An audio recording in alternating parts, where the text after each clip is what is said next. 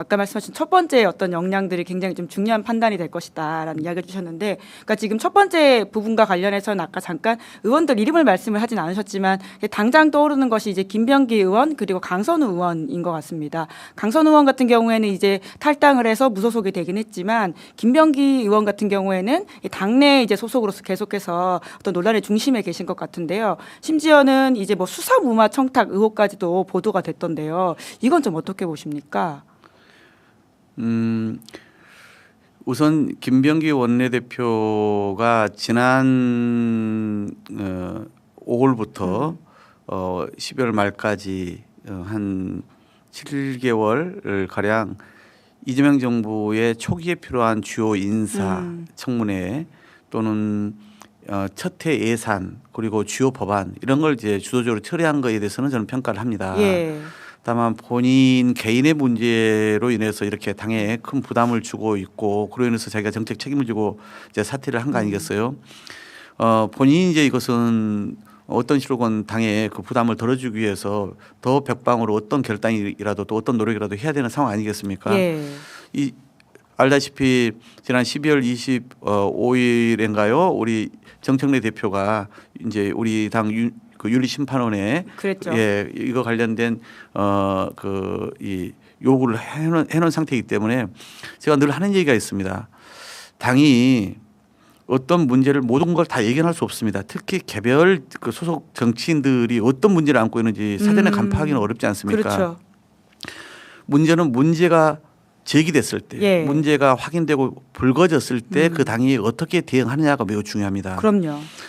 그 두 가지죠. 하나는 의제 문제고 하나는 시스템의 문제거든요. 지도부가 이런 문제가 있을 때 우리는 정말 그 누구건 가리지 않고 아주 단호하고 엄격하게 모든 문제에 대해서 원칙적으로 정리하겠다, 예. 대응하겠다 이런 의지를 확고하게 가져야 되거든요. 그럼요. 그 어떤 상황에 대해서도 미온적이거나 또는 온정적으로 접근해서는 안 됩니다. 저는 특히 집권 여당의 지도부라면 그렇게 당을 끌어가야 한다 보거든요. 예. 그런 점에서 초기에는 저희가 좀 너무나 좀 소극적이지 않냐, 뭐 사람에 따라 다르지 않냐 이런 비판도 있었지만 현재 지도부는 그렇지는 않은 것 같습니다. 최근에 이제 이 입장이나 태도를 보면은 하여튼 단호하게 모든 문제를 다 예. 대응해 가겠다 이렇게 얘기를 하고 있지 않습니까? 그래서 일단은 그런 이 춘풍추상이라고 하잖아요. 예. 그러니까 사람을 대하고 국민을 대할 때는 우리가 정말 따뜻하고 유연성 있게 포용력으로 가야 되지만 우리 내부의 문제, 자신의 문제에 대해서는 아주 서리발처럼 엄격하게 가는 그런 당의 기풍, 기강을 만드는 게 매우 중요하다는 거였고요. 두 번째 시스템을 얘기하는 것은 이런 겁니다. 그런 문제가 제기됐을 때 그게 그냥 단순 투서이거나 의혹적일 수도 있거든요. 예. 그래서 억울한 일이 생길 수도 있지 않습니까? 그러니까 기본적으로 그런 게 제기되면 이걸 덮지 말고 바로 우리 그 윤리감찰단 있지 않습니까? 바로 신속하게 투입을 예. 해서 그러면 몇 명 그 당사자를 포함해 가지고 증언을 들어보면 되거든요. 들어봤는데도 불구하고 이게 뭔가 석연치 않다, 깨끗하게 해소되지 않는다 하면 결국은 그것은 우리가 강제 수사권이 없기 때문에 예. 이것을 다 밝힐 수가 없는 거 아니겠어요? 그때는 결국 이제 경찰 등의 수사기관의 수사로 넘어갈 수밖에 없지 않습니까? 따라서 저는 윤리감찰단을 즉시 투입하고 예. 거기서 클리어 제대로 해명되지 않은 경우에는 결국은 그러면 그 당 차원에서 그 예. 사람에 대한 어떤 징계나 그러니까 그게 탈당이건 징계건 뭐건 간에 그 사안의 성격에 맞게끔 그렇게 하는 것이 옳다 생각해요. 예. 그래서 그런 시스템을 완비해 놔야 국민들이 보기에도 아 저기는 그냥 내로남불하지 않는 집단이구나. 문제가 뭐가 생길지 몰라도 문제가 생기면 제대로 정리하고 가는 집단이구나. 이렇게 보여줘야 그나마 신뢰가 생기지 않겠습니까? 그렇죠. 댓글창에도 제명을 하고 이렇게 함부로 보호하지 말라라는 엄단의 목소들이 굉장히 나오고 있는데요. 이 문제를 다들 심각하게 바라보고 있다라고 하는 것은 공통의 어떤 감각인 것 같은데, 그런데 이제 이게 단순히 이제 개인의 일탈이 아니라 당의 문제로 옮겨지는 게 아니냐라고 하는 걱정도 일각에서 있는 것 같은데요. 이게 특히나 지방선거를 앞두고 있는 상황이다 보니까 이게 또 공천 헌금 의혹과도 연결되고 있지 않습니까? 그 부분에 대해서는 어떻게 좀 보십니까? 글쎄요, 저도 깜짝 놀랐어요. 물론 이제 확인은 해야겠지만 실제로 돈이 오고 갔다라면 돌려줬을지라도 그것은 매우 심각한 문제거든요. 예. 저도 왕왕 뭐 다른 정당에서 지방선거 끝나고 나면은 뭐 원외위원장한테 뭐 헌금이 오간 여전 이런 얘기를 그냥 그 뭐 소문처럼 소문처럼 들리는 경우도 있었고 서울과 달리 지방에서도 아직은 뭐 그런 일들이 있다는 얘기를 뭐 들은 적은 있어요. 예. 그런데 서울에서 그 거액의 돈이 실제로 오갔다라면 정말 이것은 상상할 수 없는 일이잖아요. 그렇죠. 예. 저는 최근에 그런 생각을 많이 했어요. 이번에 이 일련의 상황을 보면서 딱 두 가지거든요. 하나는 국민의 눈높이, 그럼요. 또 다른 하나는 대통령의 심정. 예. 이 사안을 보는 딱 두 가지 기준점이에요. 국민의 눈높이라고 하는 것은 정말 저 3년의 윤석열 폭정을 거치고 그다음에 내란 계엄에 맞서서 그 추웠던 겨울 빛의 응원봉으로 국민혁명을 일으킨 거 아니겠습니까? 그래서 제대로 나라를 이끌어가라고 하는데 정권 초기에 이런 상황을 지켜보면서 국민들이 내가 이러려고 그 고생을 했냐, 그러려고 우리가 이렇게 싸웠냐라고 생각할 수 있지 않습니까?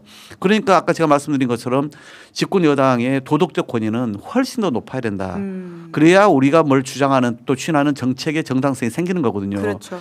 또 하나는 대통령의 심정인데 대통령 알다시피 제가 지난 대통령 선거 때 후보의 비서실장을 그러셨죠. 했죠. 또 원내대표로서 당대표를 모셔봤고 예. 그래서 계속 호흡을 맞춰봤기 때문에 그 대통령이 어떤 과정을 거쳤는지 잘 알잖아요. 정말 흉기 피습도 당했고 그다음에 두 번의 체포동의안을 거쳤죠. 또 재판부에 의해서는 사법부에 의해서는 이 파기환송으로 파기환송심. 그래서 또 대선에 못 나갈 상황까지도 있었잖아요. 그 수다한 고비를 거치면서 지금 집권에서 국민이 심부름을 시켜서 지금 죽기 살기로 여념없이 일을 하고 있지 않습니까? 그런 대통령 입장에서 뭘 좀 해보려고 하면 여기 한번 성과이고 민생경제 성과이고 이런 걸 좀 거뒀다고 하고 국민들이 좀 박수 치면 당내에서 이런 문제가 생기니까 얼마나 답답하고 속으로 열불이 나시겠습니까? 그러니까 이런 점에서 우리 여당이 대통령을 도와주질 못할 망정 발목을 잡아서는 안 되는 거잖아요. 그런 대통령의 심정을 우리가 충분히 헤아려야 된다. 이제 그런 차원에서 봤을 때 저는 당이 정말 단호하고 신속하게 모든 문제를 네. 정리해 가야 된다. 그래야 국민의 눈높이에 맞게끔 신뢰를 그나마 회복할 수 있는 것이고 대통령의 심정에서 봤을 때 그래도 당이 나를 좀 도와주려고 하는 확고한 의지를 갖고 있구나 이렇게 생각하지 않겠습니까? 대통령은 최근에 신년 인사회에서 보셨습니까? 그때 좀 이런 이야기 저는 혹시 아니요. 저는 뭐 국회직을 따로 갖고 있지 않기 때문에 제가 예. 원내대표를 먼저 하고 나면 주요 당직이나 국회직을 그러시네요. 주지를 않아요. 예, 못 맞습니다. 그래서 제가 좀 너무 일찍 가장 어려울 때 제가 당 원내대표를 그때 그러셨네요. 맡았잖아요. 대선 예, 예. 패배하고 나서. 예. 그럼 최근에 대통령의 어떤 의중을 전해 들으시거나 뭐 이야기를 하신 적은 있으세요? 아유 꼭 그렇지는 않습니다만 이제 대통령실에 대통령을 모시는 분들하고 얘기할 기회들이 왕왕 있지 예, 않습니까? 그런 분들을 들어보면은 그동안 당의 소통 문제에 대한 염려를 하는 분들도 있었고 더구나 지금 이런 일련의 사태에 이런 그런 불미스러운 그런 일탈적인 그런 언행들로 인해서 갖게 된 국정 운영의 부담을 왜 대통령이 안 느끼시겠어요? 네, 그런 차원에서 해주셨던 말씀으로 이해하고